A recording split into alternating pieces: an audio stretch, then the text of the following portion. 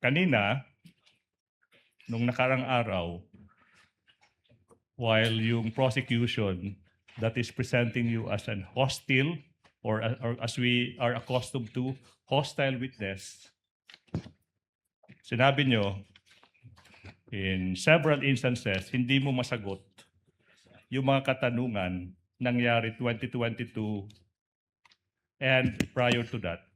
Kasi sabi mo, hindi mo na maalala. You remember having said that, hindi po ba? Yung mga tanong mo po, Your Honor, na sinabi mo yung Sa Davao. sa Davao na 460. Yes.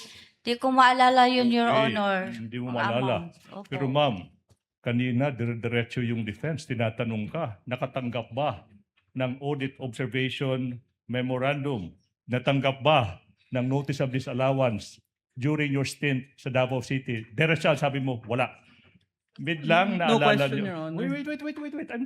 I'm testing the Kindly credibility allow of this. counsel to finish. Now, bigla mong naalala, 2019, 2018 to 2022. Alam niyo po ba yung tinatawag nating selective memory, ma'am? Do you know that? Yes or Objection, no? Your Honor. Oops. Argumentative. Your Honor, I'm confronting this witness with a fact that everybody heard. When I was asking questions, sabi niya, conveniently hindi ko maalala. But when propounded with similar line of questioning as to events that happened in Davao City while she was an SDO, she said, yes, I can remember, diretsa yung sagot. That's why I'm asking that question as basis. Alam niyo po ba, anong ibig sabihin I'll allow ng selective memory?